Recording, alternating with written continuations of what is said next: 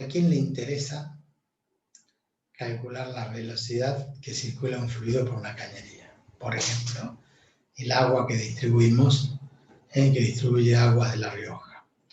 O la velocidad con la que circula un líquido en un laboratorio, porque estamos ensayando para un motor y queremos saber con qué velocidad impulsa la bomba ese líquido. Porque yo les conté el otro día, la clase pasada y la anterior, que era muy importante saber la velocidad porque eso determinaba a través de un cálculo el número de Reynolds que define si un fluido tiene flujo laminar o tiene flujo turbulento. Entonces, si era turbulento, significaba que el agua el líquido, el fluido, no se transmitía con una capa respecto de otra, sino que se entrecruzaban y producían vórtices, torbellinos, y se producía mucha fricción, y esa fricción hacía que aumente la presión, y eso era negativo para las tuberías porque se iban dañando. Entonces, cuando nosotros tenemos, imagínense lo que tienen que estar... Y le escucho. Por ejemplo, yo escuché hablar en los autos, motos, que dicen que es bueno que tenga una buena turbulencia la nafta antes de entrar a la cámara. ¿Es la misma turbulencia que se refiere usted o no? Sí, es turbulencia respecto de los fluidos. Pero ahí, ¿por qué no queremos? Porque usted ha buscado justo el ejemplo contrario. Porque nosotros, ¿qué es lo que queremos? Por dos motivos. Dentro de la cámara de combustión, dentro del cilindro, la camisa, como le llaman, usted ha visto que ahora antes se hacían bien largos, los pistones eran bien largos. Después se fueron dando cuenta que el volumen podía ser más pequeña la camisa, el cilindro, más ancho, de mayor radio, y el pistón hace un movimiento más corto. El volumen que está allí, yo lo tengo que llenar con combustible y aire, con combustible y con burel. Y para que se provoque allí adentro, se produzca una mejor explosión del combustible, lo ideal es que esté distribuido en todo el volumen. Si yo tiro un líquido, la nafta con el aire, como si fuera con una canillita en forma laminar, ese líquido iría a parar o a ocupar una parte baja de la cámara o la parte cercana, según cómo cae. Imagínense que usted está regando y donde cae el líquido. Usted no quiere que sea laminar, que sean todos tubitos.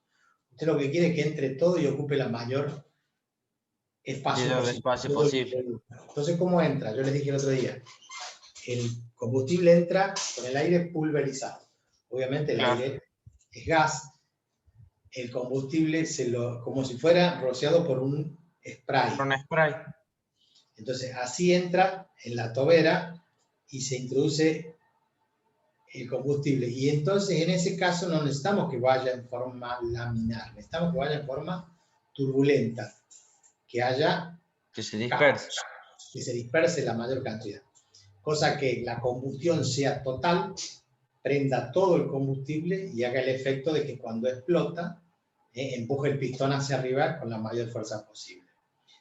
Si usted prende fuego a un chorrito de combustible, es probable que no se prenda en la totalidad, se prenda en la parte de afuera y se vaya prendiendo de a poco hacia adentro.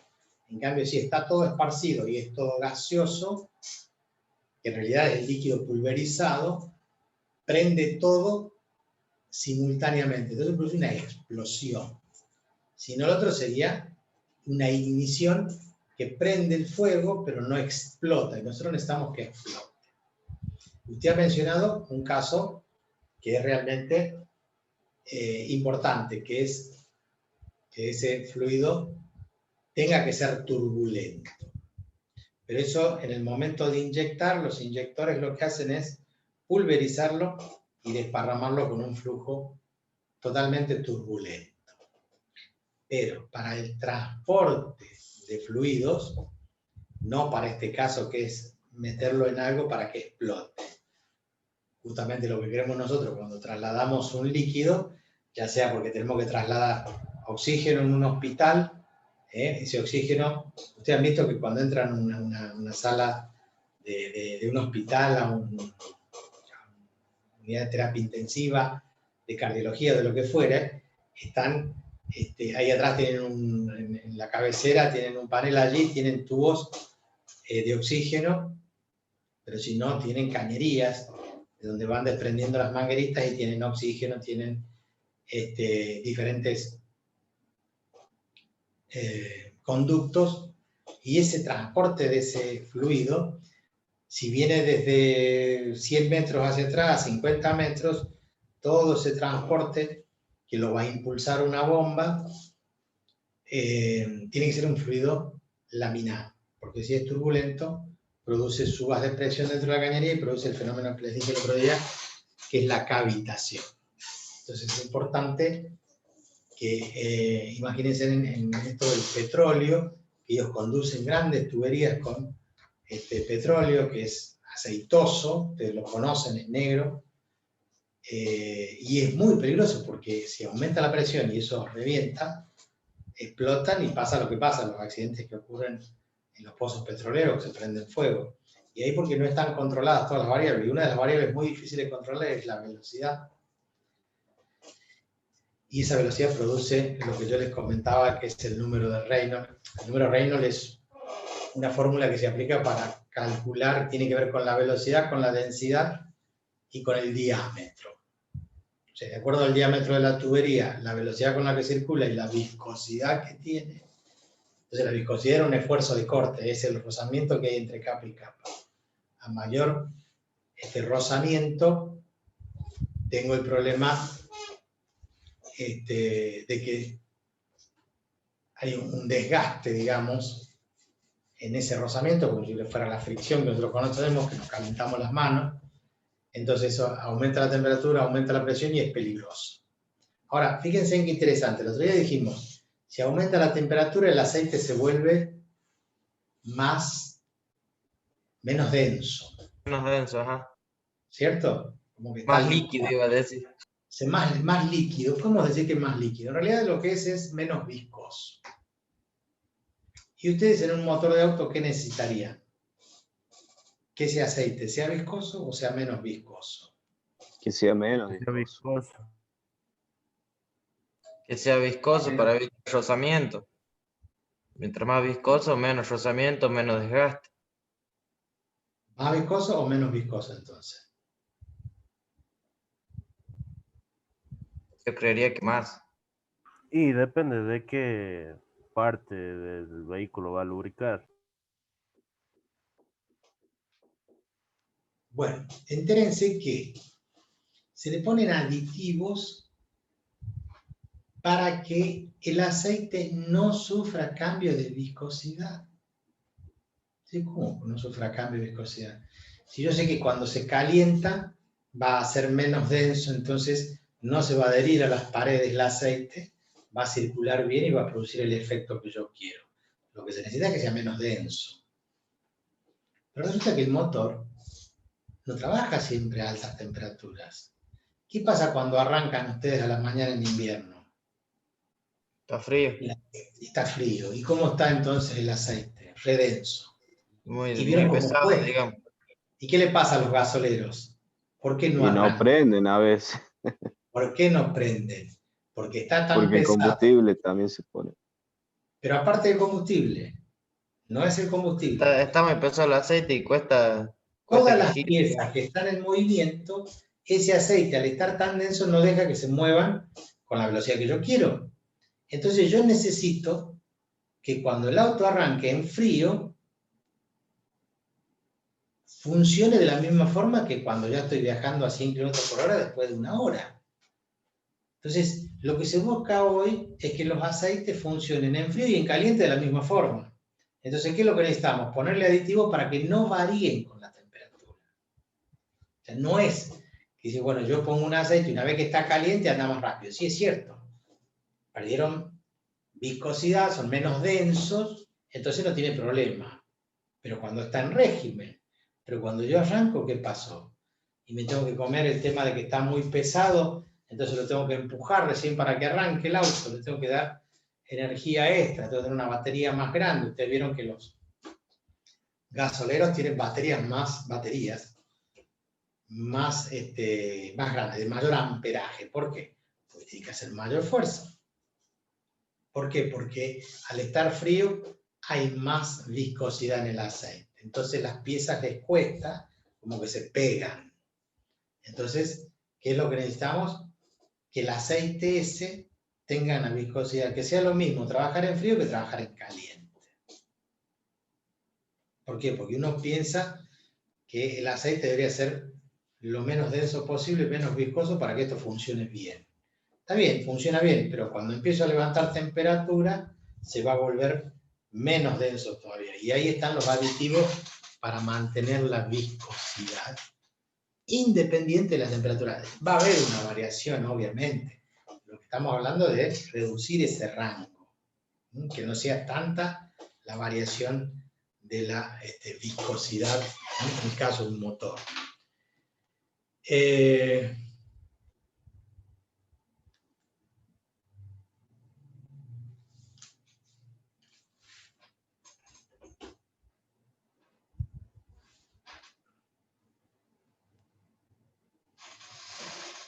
Una de las cosas que también son interesantes, dice, las viscosidades de todos los fluidos dependen mucho de la temperatura, aumentan para los gases y disminuyen para los líquidos. ¿Alguien me podría explicar eso? Lo escribo para que quede constancia de esto. Dice allí, las viscosidades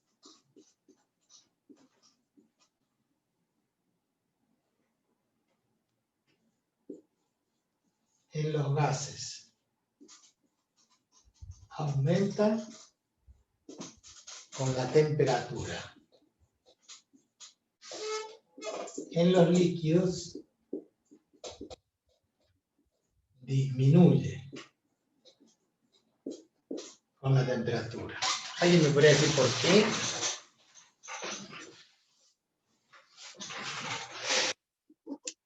En los líquidos ya hablamos, disminuye la densidad, disminuye la viscosidad, perdón, con la temperatura. Aumenta la temperatura y dijimos que se vuelve más líquido, se vuelve más livianito, menos denso. Eso es cierto. ¿Y por qué en los gases no, si también son fluidos? ¿Por qué creen que en los gases aumenta la viscosidad?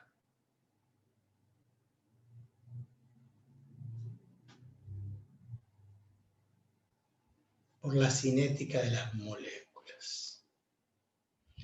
O sea, las moléculas, imagínense lo que es una molécula del aire, y yo voy a hacer circular aire, oxígeno, cualquier gas por una tubería. Es muy difícil pensar que esas moléculas van todas con un flujo laminar. Cuando aumenta la temperatura, aumentan los choques, por eso habla de la cinética. Aumenta la temperatura, aumentan los choques. Y al aumentar los choques, se produce ese mayor rozamiento y levanta temperatura. Otra de las cosas que yo el otro día, que me estoy acordando ahora, que el otro día les comentaba cuando un flujo es laminar, cuando es turbulento, el cigarrillo, cuando uno ve el humo del cigarrillo, en algún momento ustedes ven que sale una columnita bien derechita de humo. Y después de un determinado tiempo se vuelve turbulento, o sea, se desparrama en todas las direcciones. Ahí hay un ejemplo de laminar y después turbulento. Inclusive ustedes han visto algunos que se hacen los facheros que hacen una bocanada y tiran el humo haciendo las argollitas, que se ven los dibujitos animados, pero que también es posible hacerlo, ¿no? Hay gente que lo sabe hacer y con el cigarrillo tira bocanadas y va desprendiendo pequeñas argollitas. En ese trayecto son un fluido con flujo laminar. Y después cuando se entremezcla ya es turbulento. Otro de los ejemplos que da el libro, que estoy viendo la foto, es la lava que sale de los volcanes a muchísima temperatura y es bastante viscoso. Y cuando se va enfriando, se va endureciendo, se pone más viscoso todavía. O sea que el aumento de la temperatura, como dijimos, obviamente lo vuelve menos denso, menos viscoso. Pero o sea, lo contrario, se va enfriando y se va endureciendo y así queda la lava que ustedes habrán visto, piedras volcánicas, ¿no? Que con el tiempo se ha endurecido tanto que queda como piedra. Que inclusive hay muchos lugares donde se encuentran formas muy variadas y hay gente que conoce, sobre todo los geólogos, los que estudian esta parte de los que estudian minería, que ellos pueden distinguir en una piedra, dicen, no, esta piedra es volcánica, no la parten y ellos, por la porosidad, por algunas características, determinan que allí es una pieza volcánica, o sea, por enfriamiento de la lava. Bueno, ¿qué otra cosa me quedaba pendiente?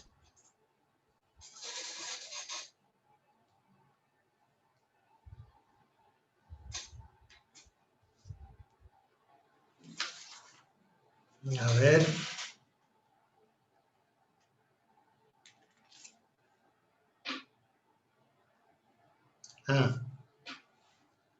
Dice, las fuerzas viscosas entre los tubos se oponen a este deslizamiento, de manera que si queremos mantener el flujo, debemos aplicar atrás del flujo una presión mayor que delante de él. Acá habla, por ejemplo, de cuando un flujo, la pasta de dientes, que ustedes tienen que apretar para que salga el tubito, y no es que uno apriete y sigue saliendo rápidamente. En algunos casos hay algunas cremas que uno aprieta, sale y después empieza a salir y sigue saliendo y saliendo, y tenemos que taparlo si no fluye normalmente, porque se le aplica una presión y sigue saliendo. Pero hay otros, como la pasta de dientes, uno aprieta, si uno deja de apretar, se vuelve, el choricito ese que va saliendo, se vuelve. Tenemos que hacer presión y aplicar una presión, esa diferencia de presión, para lograr que aumente la velocidad y pueda salir en la pasta de dientes, por ejemplo. Ese es un caso. La diferencia de presión requerida para mantener una rapidez determinada de flujo de volumen a través de un tubo cilíndrico de longitud L y radio R resulta ser proporcional a L sobre R a la cuarta. Entonces, en un tubo,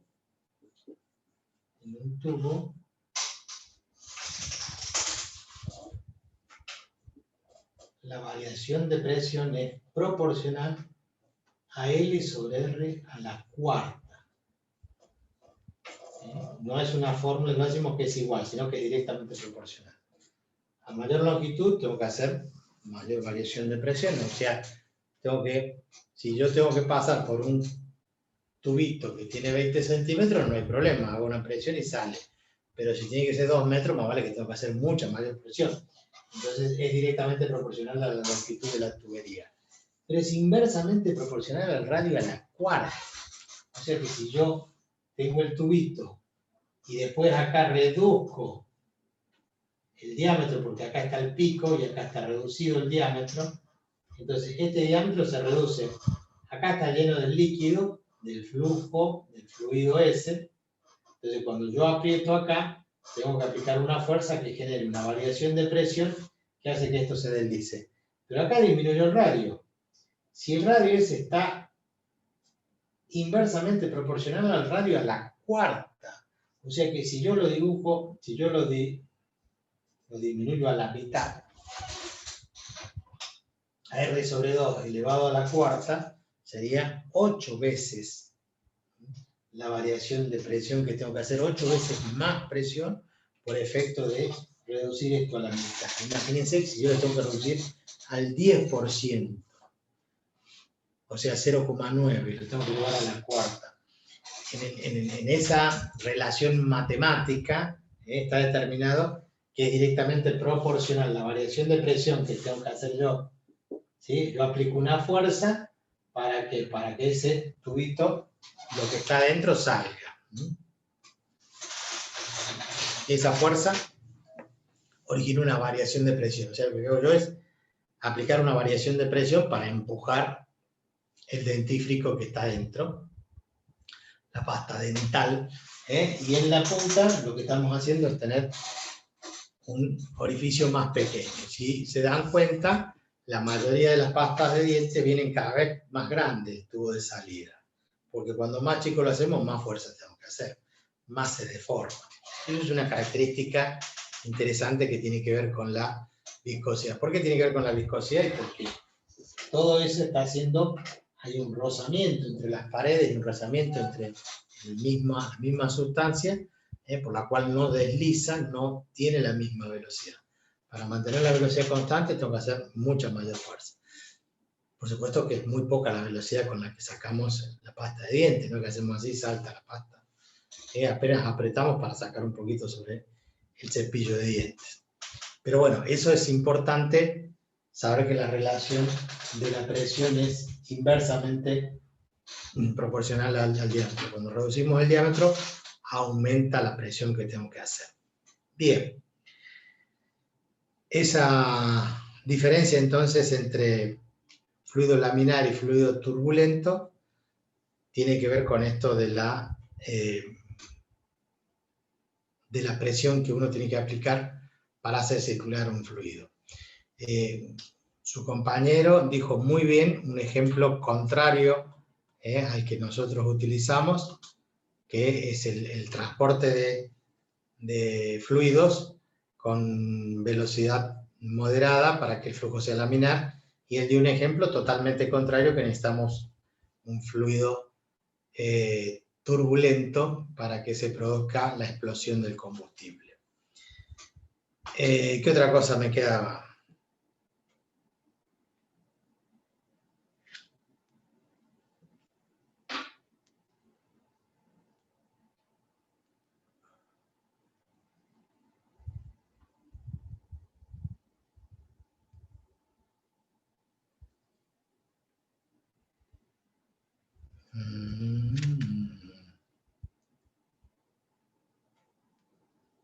Bueno, no vamos a calcular ni vamos a hacer.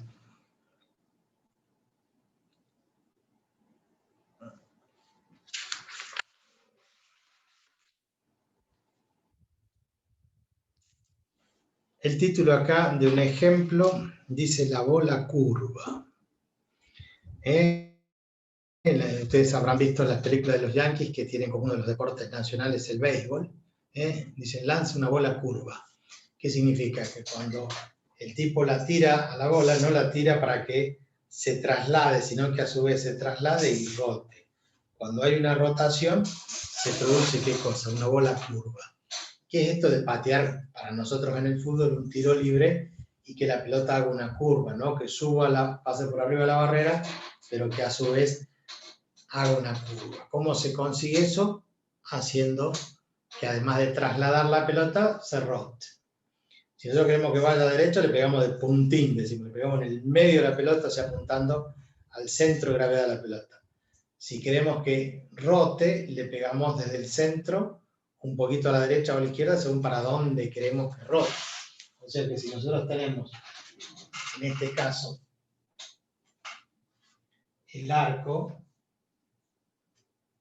el área chica y el área grande, si nosotros estamos acá, ¿dónde le pegamos? A la pelota le pegamos en el centro y se va a trasladar directamente en la dirección que yo lo patee. Pero si nosotros le pegamos de este lado, ¿cómo va a ser? ¿Va a ser una curva así o va a ser una curva así? ¿Alguno sabe jugar a la pelota? Lo hago más grande el dibujo. Vamos a suponer una pelota de fútbol exageradamente, que este es el centro de gravedad y yo, en vez de pegarle, yo quiero que vaya ahí al ángulo. Entonces yo tiro una línea y digo, si yo le pego en esa dirección, va a ir al ángulo. O va a ir en esa dirección, no sé si va a ir al ángulo o no. Ahora, ¿dónde le pego a la pelota para que pase la barrera? La barrera obviamente está puesta, son 4 o 5 negros. Morochos, y de la parte de abajo. La parte de abajo, sí, para que levante. Pero a la derecha o a la izquierda. O sea, en realidad yo quiero que la pelota haga esto o que haga esto.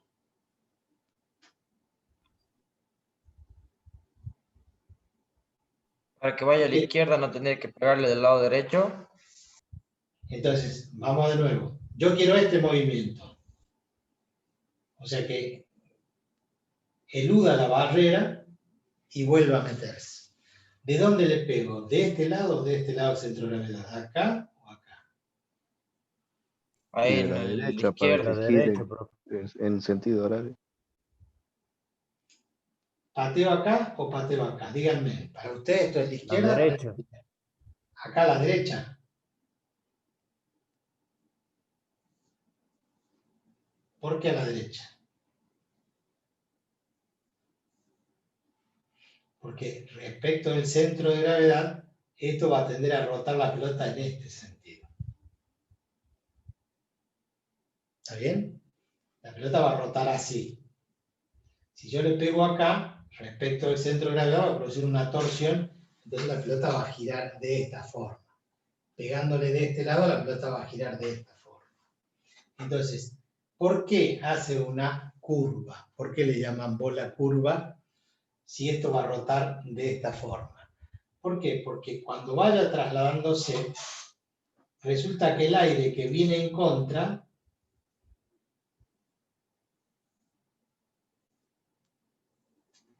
estas son líneas del aire. En realidad, la que está moviendo es la pelota, pero podemos dejar la pelota quieta y como que el aire va en el sentido contrario. El aire viene en este sentido. Entonces, en esta parte, si esto gira para allá y esto gira para abajo, porque está rotando, yo le he pegado del lado derecho para que esto rote, en esta parte va a favor del viento y en esta parte va en contra del viento. Entonces, donde va a favor del viento, hay mayor velocidad, porque se suma la rotación, la parte exterior donde roza con el viento, las dos van para el mismo lado. Entonces acá hay mayor velocidad que acá. Acá hay menor velocidad. ¿Están de acuerdo?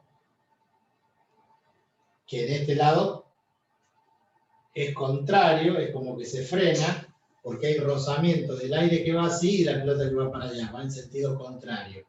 En este lado el aire va para allá y la pelota gira en ese sentido. Acá aumenta la velocidad, acá disminuye la velocidad.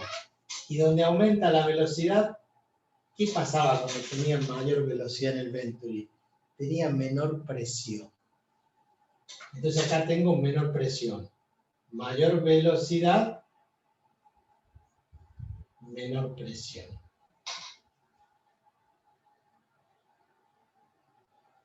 Entonces, al haber menor presión, ¿sí?, la fuerza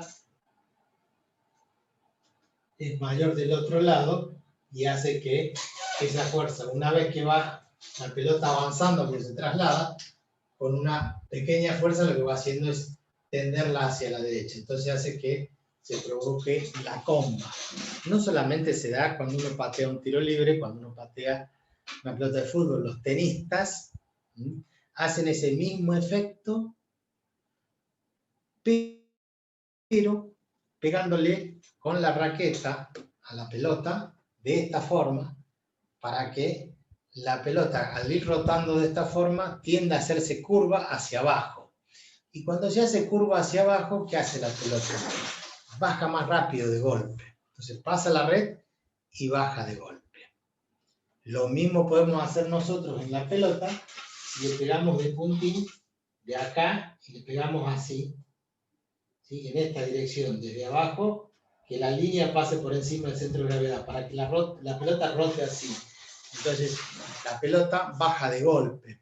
Ustedes van a escuchar en los comentarios, aquello que les interesa el fútbol, o que han visto, es que cuando patean muy fuerte un tiro libre, a veces la pelota baja más rápido de lo que uno cree y lo sorprende obviamente al defensor, al arquero o al que esté del otro lado. Con la pelota de tenis se hace ese efecto. Con la pelota de vóley, cuando uno le pega para el saque, si le pega de plano, ¿sí?, hace la parábola lógica que hace la pelota, pero si además le pega de costado, produce esa bola curva que hace que lo desoriente. Cuando uno va a recepcionar, uno calcula porque la ve y se le va corriendo. Bueno, obviamente que hay que tener cancha en eso, provocar ese tipo de movimientos. Ese mismo movimiento lo hacemos en el tenis, en el vóley, en el fútbol, los jugadores de béisbol o softball, con la bola curva esa, dándole un efecto para que haya una rotación y esa rotación lo desoriente al que va a recibir al arquero, al bateador o al otro tenista que está del otro lado. Ese efecto es el que sirve para la sustentación de la ala de un avión. ¿Cómo se produce eso? De la misma forma. ¿Cómo es ese efecto en la ala del avión? ¿Cómo es el perfil del ala de un avión? El perfil del ala En de un forma de avión una gota. en la forma de una gota, pero más bien yo le diría de esta forma. Visto de perfil. En la parte inferior es casi plana y en la parte superior tiene esta forma curva, lo que le llaman forma de gota. Entonces, esto acá es redondeado, obviamente, no es en punta, pero el fluido, el líquido, el aire, ¿no? Actúa de la siguiente forma. ¿Qué es lo que hace? Todas estas líneas son paralelas. Antes de llegar al ala del avión, obviamente este es el perfil del ala. Lo que estoy haciendo acá es decirle, miren, esta ala en realidad es así y está viajando para allá. Este es el perfil del ala. El ala se extiende hacia un lado, digamos que tiene este perfil. Lo que quiero decirles es, si este es el avión, acá están todas las ventanitas, el ala viene acá al costado. Si nosotros hacemos un corte del ala, ese corte, eso que yo les estoy dibujando es esto que está acá. ¿Sí? Las ventanas están ahí atrás, el avión va en esa dirección.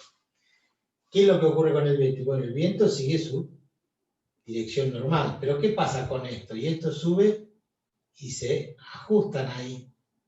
Estos pasan de largo. Entonces, acá se produce un amontonamiento de las líneas. ¿Y qué es lo que ocurre? Acá disminuye la sección.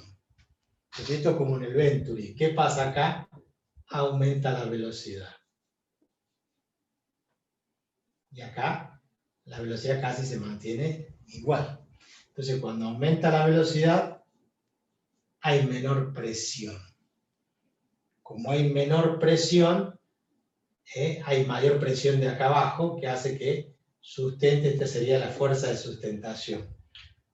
El aumento de velocidad, como hemos hecho acá en el Venturi, hace que tenga menos presión. La diferencia de presión hace que haya más presión del otro lado, porque acá disminuye la presión por aumentar la velocidad, entonces hace que aparezca la sustentación del avión, como una fuerza que es la reacción a esa baja de presión. También podría pensarse en los términos de la cantidad de movimiento. Fíjense que acá las líneas de aire, por seguir el perfil del ala, ¿sí? Después bajan. Entonces, en esta parte yo tengo un vector cantidad de movimiento. ¿Se acuerdan que era la cantidad de movimiento, no? Masa por velocidad. ¿Qué pasa del otro lado? Y a esta altura, la cantidad de movimiento cambió la dirección del viento porque toma la forma del ala y se inclina un poquito. Entonces esta es la cantidad de movimiento inicial, esta es la cantidad de movimiento final. ¿Cómo es la variación de la cantidad de movimiento? Bueno, la variación de la cantidad de movimiento es cantidad de movimiento final menos cantidad de movimiento inicial. Tengo que restar la final menos la inicial. Entonces, ¿cómo sería? Y a la final le sumo el opuesto. O sea que esta tendríamos que colocarla para el otro lado y hacer el método del paralelogramo y nos va a dar así. Si no, directamente, ¿qué hacemos? A esta cantidad de movimiento hacemos la ley, esa que les expliqué yo, del triangulito.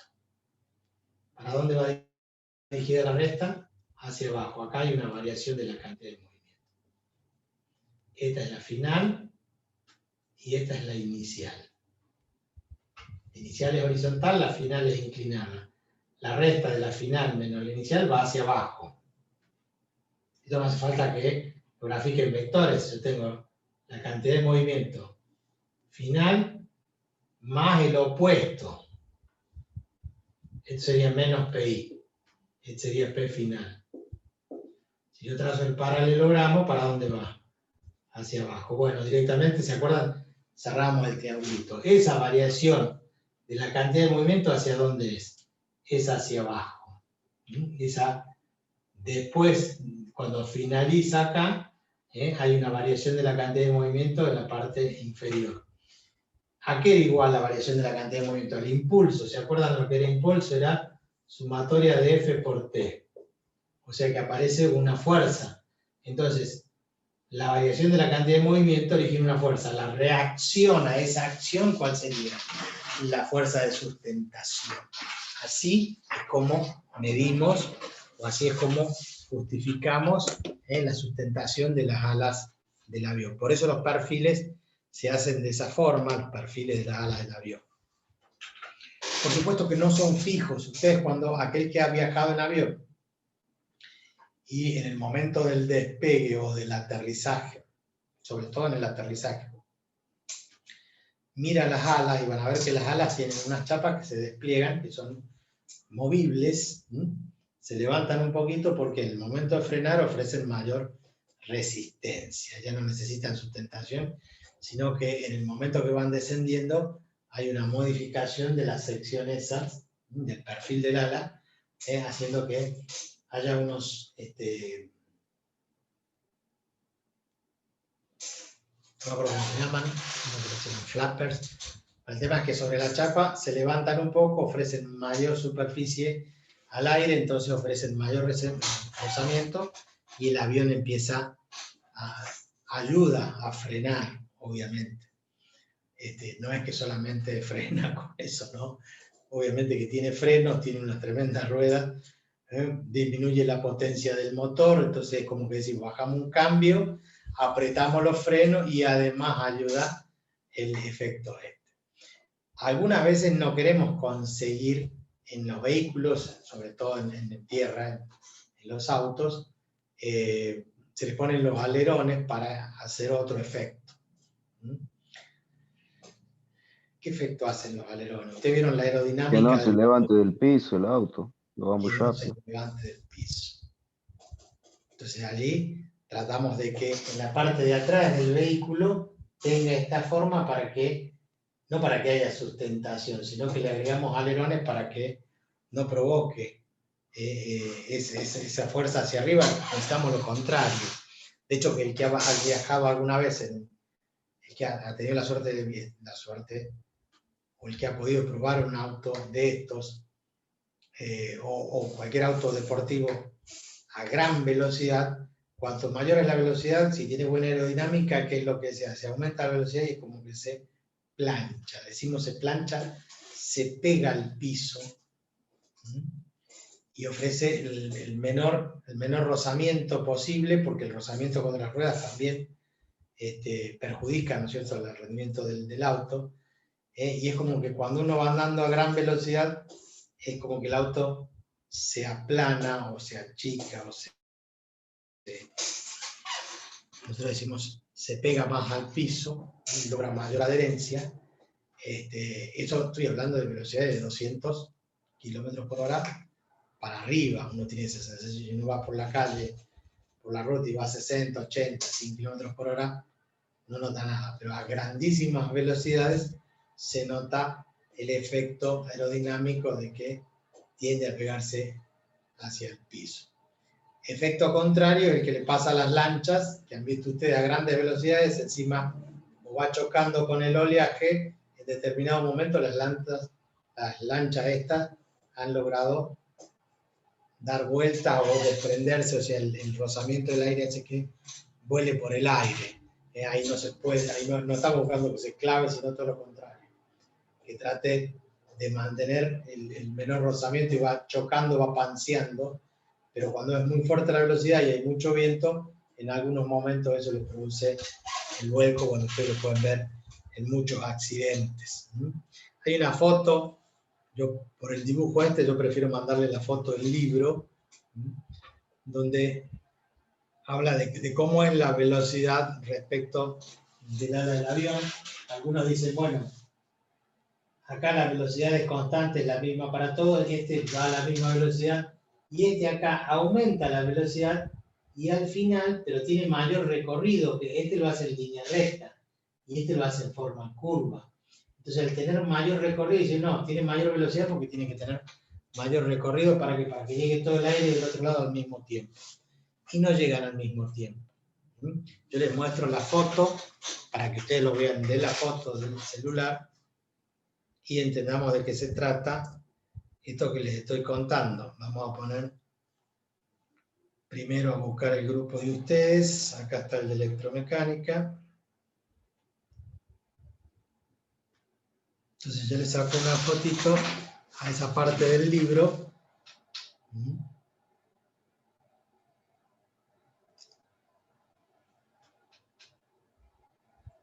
Ahí va la foto, la paisada. Y esto se lo reenviamos a los chicos de civil.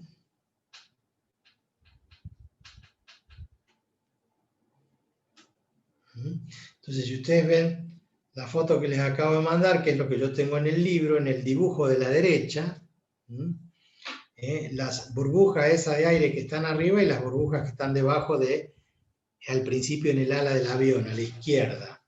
Y el recorrido, como van a ver, al tener mayor velocidad las de arriba, ¿no es cierto? Las partículas de aire que están en el borde a la derecha llegan más lejos las de arriba que las de abajo. Las de abajo más o menos mantienen la velocidad constante. El de arriba tiene mayor velocidad, no solamente porque tienen mayor recorrido, sino que lo que hemos dicho por continuidad, al disminuir la capa aumenta la velocidad, entonces llegan más rápido, llegan más lejos las partículas de aire. Bueno, ahí está la explicación un poquito de lo que es la flotación la sustentación de las alas de un avión. Bueno, hay muchas más cuestiones relacionadas con esta cuestión, que en su momento ustedes, cuando vean mecánica de los fluidos nuevamente, los electromecánicos, cuando vean hidrostática, mecánica de los fluidos, los civiles, cada uno en su rama van a tener la oportunidad de volver a tocar estos temas, de trabajar con la continuidad, de trabajar con el Bernoulli, así como lo hacen en la parte práctica, con ejercicios muy básicos. Después van a ver que esto se complejiza un poquito más, dependiendo de cada una de las aplicaciones que tengan, ya sea porque están estudiando canales, están estudiando diques, están estudiando tuberías por donde tienen que circular fluidos, ya sean líquidos o gaseosos. En cada caso van a tener que aplicar algún conceptito extra que va a tener que ver con los materiales, los caños, la rugosidad, para evitar esto del rozamiento, los mantenimientos, en el caso que haya o que se pueda hacer mantenimiento. Nosotros tenemos en La Rioja uno de los grandes problemas que son las incrustaciones que se hacen por efecto de lo que llamamos sarro. Entonces, ¿qué es lo que pasa? Cuando ustedes desarman una canilla adentro, ven que se solidifica y queda como piedra. Y eso, como el colesterol en la sangre, va disminuyendo la sección. Ustedes han visto que nosotros tenemos las arterias, por las arterias circula la sangre, y cuando comemos esos tremendos asados, carne con mucha grasa, locro y todo eso, la grasa se va depositando en las paredes internas de la arteria. ¿Y qué va a pasar entonces con la arteria que tenía esta sección? Se va disminuyendo. ¿Y qué pasa cuando disminuye la sección? Aumenta la velocidad. Y cuando aumenta la velocidad que tenemos, un aumento de, ojo, la presión estática disminuye, pero la presión dinámica aumenta. Y esa presión que manda el corazón hace que tenga que hacer más fuerza, porque tiene que, porque al reducirse el diámetro, tiene que impulsar con mayor fuerza para que lleve la misma cantidad de sangre. Entonces, eso genera lo que generan las trombosis, los aneurismas, paros cardíacos, todas las enfermedades derivadas de la gente obesa que tiene colesterol o triglicéridos, que tiene una reducción en la sección de sus arterias. Lo mismo pasa con el agua, por las incrustaciones estas que decimos del sarro, ¿sí? Le llamamos agua dura, son aguas mucho más duras que en otros lados, que tienen, hablemos, no es lo mismo el agua de acá que el agua de Córdoba o el agua de Buenos Aires, ¿sí? Hasta el gusto no es el mismo. Y acá, por los minerales que trae, tenemos aguas muy duras y eso se va incrustando y eso va perdiendo sección y va dañando las cañerías. Esa es una de las cosas que tenemos como contra. ¿Lo sufrimos en el auto? Sí, porque le tenemos que echar un agua destilada, un agua que hay que comprarla en bidones y que hay gente que cuando no quiere comprar no puede gastar en comprar el agua esa mineralizada, ya desmineralizada, con aditivos, vieron que vienen hasta en colores, verde, azul. Esa agua mantiene toda la cañería que va hasta el radiador y vuelve, y va por el motor y vuelve, todo ese circuito de agua no se echa a perder si es esa agua que les digo yo. Ahora, si uno va y saca agua de la canilla y le echa al radiador y lo mantiene así mucho tiempo, ese radiador, ¿qué es lo que va a pasar? Y se van produciendo estas disminuciones, va aumentando la presión, al aumentar la presión va rompiendo los cañitos, se pinchan y pasa lo que pasa. Se pincha, pierde agua, cuando pierde agua aumenta la temperatura por falta de agua, se pegan los cilindros, se recalienta el motor, hay que hacerle tapa de cilindro, etcétera, etcétera, etcétera. ¿Todo por qué? Porque no usamos el agua apropiada. Es cara, sí, no es tan cara. Pero bueno, además de la nafta, además de comer, además de esto, lo otro, encima hay que comprarle agua para agregarle al radiador y que esa agua no tenga estos minerales y estas incrustaciones. Bien, lo sufrimos nosotros en el cuerpo, lo sufren nuestras cañerías de agua. Ustedes abran la ducha, vayan y desarmen la ducha cada tanto y fíjense en limpiarla. ¿Qué es lo que tenemos que hacer? Consejos de doña Rosita. Cada tanto hay que echarle una taza de vinagre al lavarropa y hacerlo andar sin ropa, pero para que ese vinagre vaya limpiando vaya reaccionando con estas incrustaciones y vaya limpiando las cañerías. Si no, con el tiempo se tapan y producen esas incrustaciones y echan a perder muchísimos conductos. Bien, esos son consejos útiles para la casa, pero para la ingeniería piensen que donde lo apliquen van a tener que ver estas cuestiones, van a tener que estar atentos a que por los materiales, por el fluido que circula, por el tipo de fluido, por las condiciones climáticas, por la presión, por la temperatura, va a haber variaciones y va a haber que tenerlas en cuenta en el momento de los cálculos. Y ojalá lleguen como ingenieros a trabajar, no sé, en Maranello, ahí en Italia, en la Fiat, en la Ferrari, en alguna de esas. Hay algunos ingenieros trabajando en los equipos de Fórmula 1, argentinos, donde ahí hacen un estudio pero súper fino de la aerodinámica, del fluido, del aire, también cómo reducir en el motor las pérdidas, y ahí también tienen que ver con mecánica de los fluidos. Así que podemos pensar de trabajar en diferentes lugares, investigar sobre esas cuestiones y profundizar. Obviamente lo que yo les estoy contando es una cuestión muy, muy superficial. Llegado el caso, en el área donde trabajen, puede ser que estén en una fábrica donde estén a cargo del mantenimiento, los electromecánicos, y viendo cómo se envasan sustancias alimenticias, puede ser que tengan una petrolera, puede ser que tengan miles de lugares, pero en todos los lugares donde van a trabajar, algún conducto de fluido tiene que haber. Es muy difícil que no tengan que ver en algún lado con algo que no esté relacionado con la hidrostática y la hidrodinámica. Los civiles también, obviamente. Así que bueno, con esto terminamos, ya no vamos a tener tiempo de dar otra unidad, nosotros terminamos las clases teóricas de física, ustedes mañana van a rendir el parcial, el miércoles que viene van a rendir el teórico, primero el práctico, la otra semana el teórico, y ya le vamos a estar avisando cuándo van a ser los recuperatorios, él o los recuperatorios. Disculpe, profe, a las 9 se rinde mañana. Sí, yo tengo entendido que a las 9. Y entra Hidro y más nomás. Entra la última, no sé qué es lo último que vieron. Antes de Hidro, ¿qué vieron? No, movimiento armónico simple, ¿no entra? Sí. Sí, profe. Sí, ese sería el más. Ah, dijo más, perdón, no lo escuché.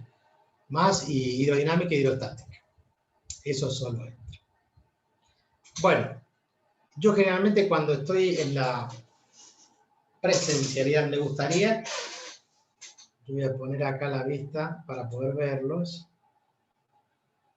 vista de galería, que enciendan las cámaras. Esto es solamente unos minutos. Ya van a ser las 6.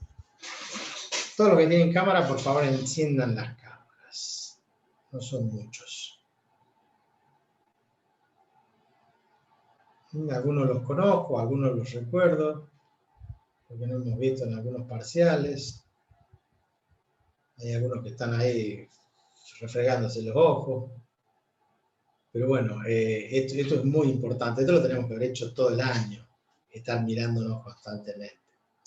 Lo que les quería contar y por qué les pido que enciendan las cámaras. Normalmente cuando yo termino el año, este ha sido un año atípico, pero los otros 25 años que estuve dando clase en la universidad, un poco más de 25 años, 30 y pico de años, siempre que termina el año me gusta hacer un pequeño mea culpa y hacer alguna reflexión. Escucharlos a ustedes sobre todo, porque esto tiene que ver con la cátedra, con lo que yo les he podido brindar durante este año, dentro de las posibilidades de lo que nos permitió la virtualidad. Entonces me gustaría escucharlos, críticas, autocríticas, constructivas, obviamente. No me van a decir, miren, no me gusta porque es pelado, no me voy a poner una peluca para dar clase, soy así, ¿qué van a hacer? Pero tal vez hay algunas cosas que ustedes quieran acotar, que no veían nada, que estaba de espalda, que no les gusta que les digan negro, gordo, feo, que discrimino, que no discrimino, no sé, algo, digan algo. Yo les voy preguntando, así como los veo en la pantalla. Don Fernando Barrio Nuevo, es el primero que lo estoy viendo, así que... ¿Cómo lo va, profe? Pero muy bien, haga una autocrítica. ¿Para mí o para usted? Autocrítica para mí. Para usted y para mí. Para mí tendría que haberme puesto a ver más las clases grabadas, porque sí son bastante útiles. Y bueno, haber organizado mejor mi tiempo para estudiar. Lo de las clases grabadas, Fernando, ¿a qué se refiere? Que no se subieron todas las clases. No, sí, no, me refiero a que a tener la ventaja de tener la clase grabada, no la aproveché mucho. Perfecto. Y bueno, la falta de organización con todas las otras materias que teníamos, yo también estoy haciendo materias de segundo, se me complicaba bastante. Y ahora critíqueme a mí. Y a usted, nunca invito un Fernet, fue el año pasado, pero así en la clase, que es buen profesor, usted para mí sabe bastante, pero y algo que podría hacer, como hace el profe Vallay, es jugar más con la participación del alumno, aunque se pueda hacer un poco más lenta, pero sí hace que, por ejemplo, yo con él entiendo más rápido porque lo está como presionando un poco para que participemos y eso, bueno, no es solo ver la clase y escucharlo. Perfecto. Invitarlos a participar más, presionarlos para que participen más. Bueno, Martina, gracias, Fernando. Hola, profe, ¿cómo están? Bien. Y bueno, a mí me pareció muy buenas las clases también. Tener la ventaja de poder verlas como lo querramos, aunque a veces también es una desventaja porque hace que nos desconcentremos un poco más, y más estando en nuestra casa y todo. Pero no, bastante bien para salir de la pandemia, para arreglar las cosas a último momento. Bastante bien. Y bueno, una crítica a usted quizá ir un poquito más lento con el tema de la explicación, un poco más lento porque a mí me cuesta bastante y bueno, eso nomás. Pero dentro de todo, muy positivo las clases virtuales. Muchas gracias, Martina. En general yo les cuento que todos los años, todos los alumnos dicen lo mismo en cuanto a la velocidad, ¿no? De que voy rápido. Es cierto, voy rápido y yo siempre me justifico diciendo, bueno, si yo no voy rápido no terminaría hoy la última unidad o sea, nos falta una unidad todavía. O sea que tal vez hubiéramos dado una unidad menos si íbamos más rápido. Pero, como dijo Fernando, tienen la posibilidad, y usted tiene la posibilidad de verlo nuevamente en el video y pararlo cuando ustedes quieren. A ver, paran la grabación y dicen, ¿qué dijo? Lo vuelven para atrás, repiten, a ver si lo entendí, y pueden hacerlo. Esto es lo único bueno que tiene la virtualidad de nuestras clases grabadas. Pero bien, gracias, Martina. Jorge, Daniel.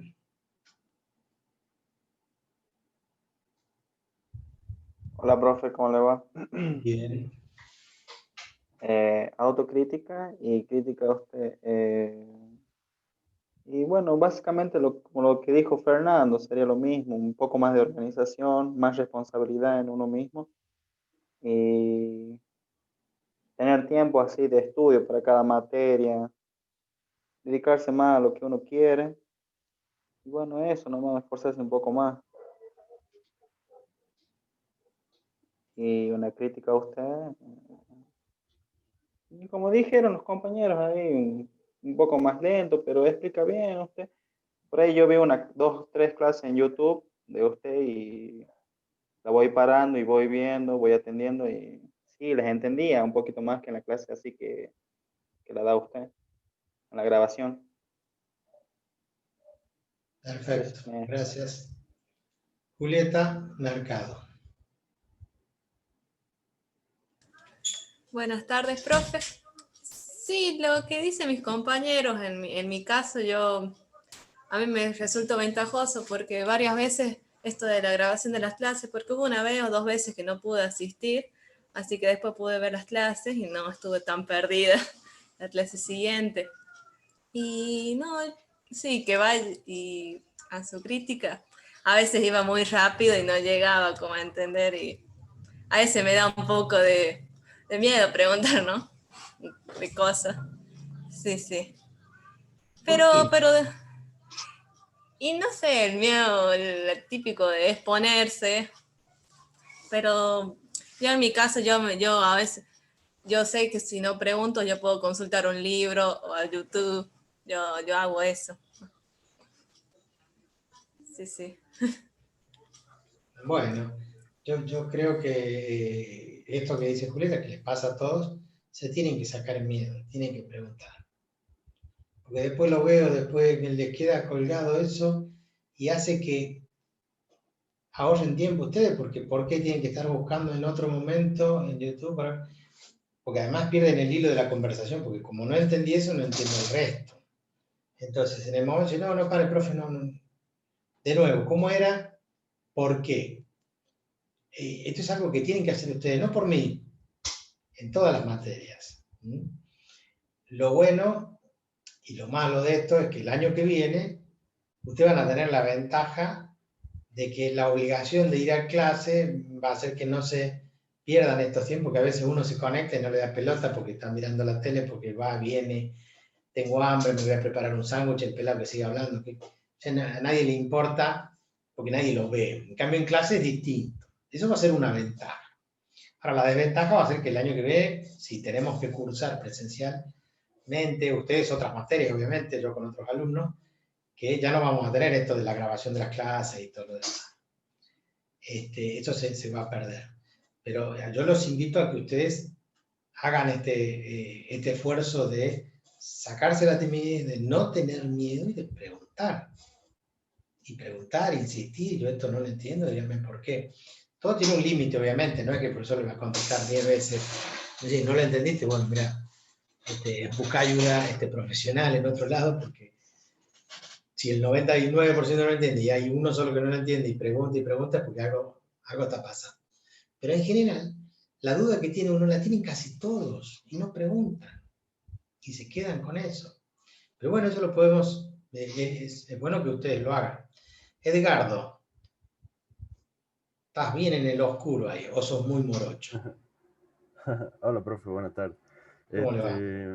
Y sí, como le dije, física, en mi parte yo lo tengo, ya lo tuve 2 veces, profesor, espero que este año sea el último.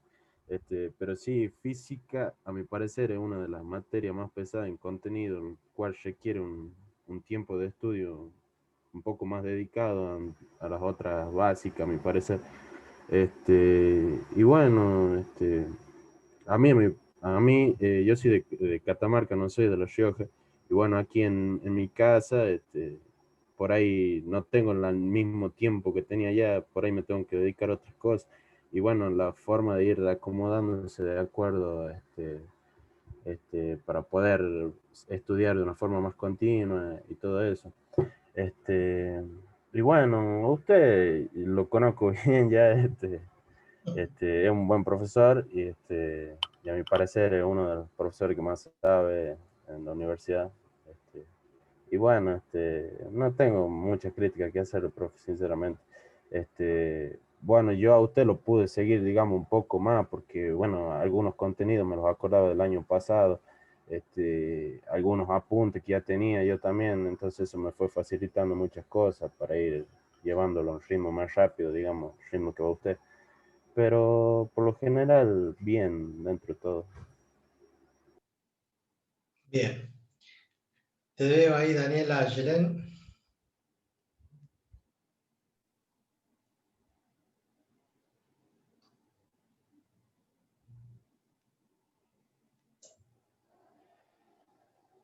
Si está hablando no se le escucha, el volumen 0.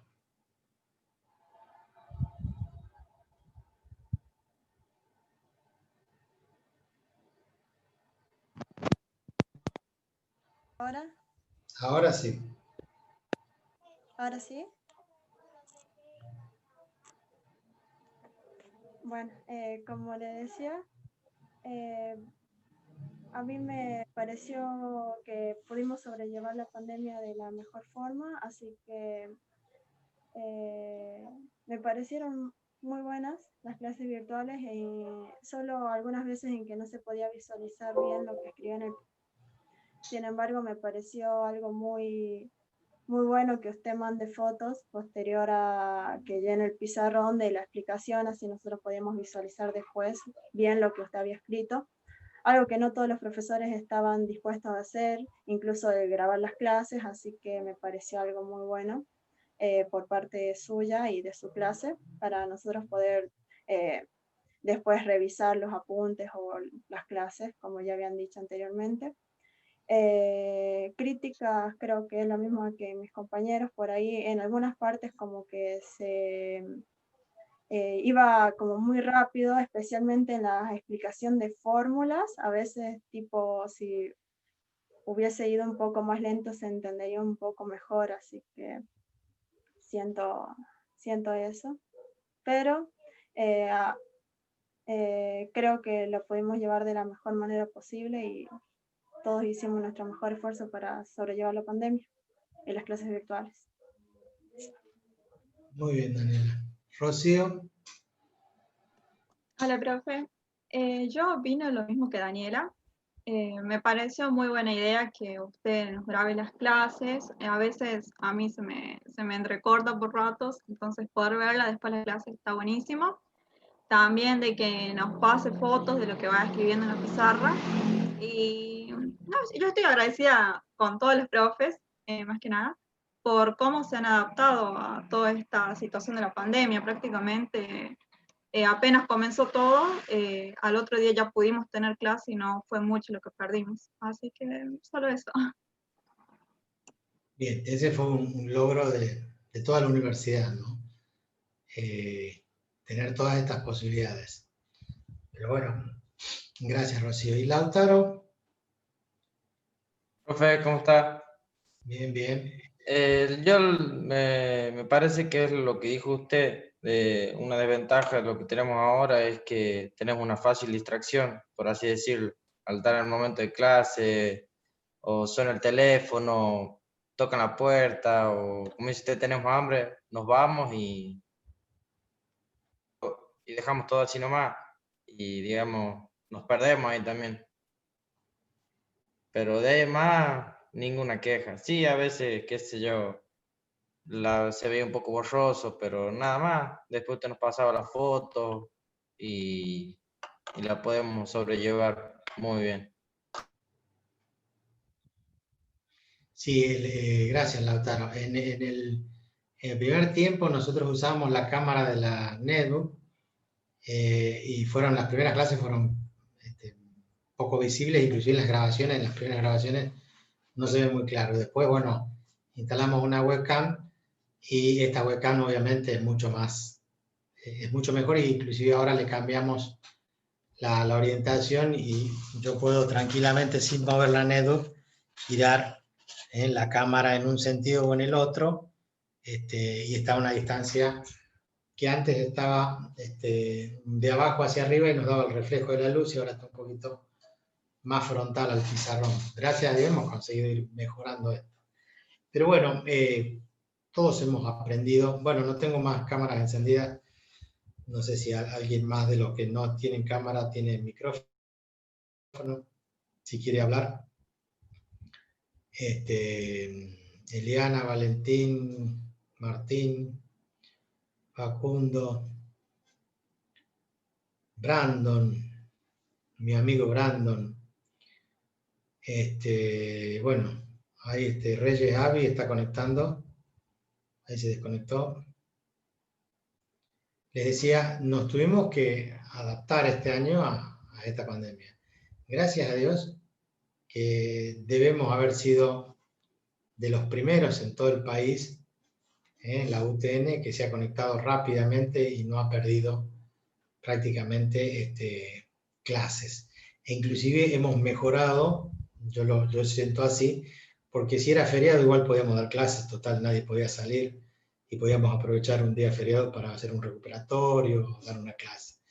Por más que a algunos no les guste, inclusive a nosotros mismos, y bueno, uno ya veo como que está, yo les cuento la verdad, uno está realmente harto de estar frente a una computadora. Muchas veces hablando solo, ahora los veo porque yo les pedí que abran sus cámaras, pero muchas veces he estado solo, hablando como loco malo y esperando que alguien conteste o alguien diga algo, una duda, lo que sea. Pero bueno, la ventaja de que este año, que fue muy inusual, hemos podido saltarlo rápidamente, de buena forma, y quedando esto, por ejemplo, que bueno, hay algunos docentes que no quieren o no quisieron grabar las clases porque, bueno, por su intimidad, por su timidez, por lo que fuere, y hay otros que sí han tenido la posibilidad de hacerlo. Le digo porque en todos los años no es lo mismo, no hay, bueno, ustedes pueden visualizar cuando entran en cada año de cada carrera las clases grabadas. Yo creo que en el área nuestra, en básica, ha habido muchísimas grabaciones. Avi, ahí se me fue, ahí está de nuevo. Usted quería hablar, yo lo veo en sus ojos. No, no quería hablar. Bueno, entonces, escuché que pidió que prendan las cámaras y la prendí. Bueno, entonces hable, cuéntenos su idea de este año. ¿Qué le pareció? ¿Qué le gustó y qué no le gustó?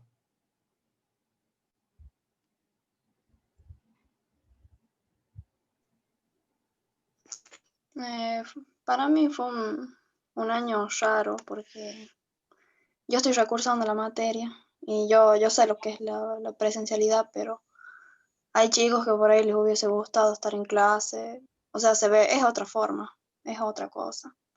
Muchas veces las cámaras de los profes no se ven bien y cuesta ver un poco el pizarrón. Pero no genera nada porque están las clases grabadas y por suerte las podemos ver. Eso es lo bueno de la virtualidad. Nada más.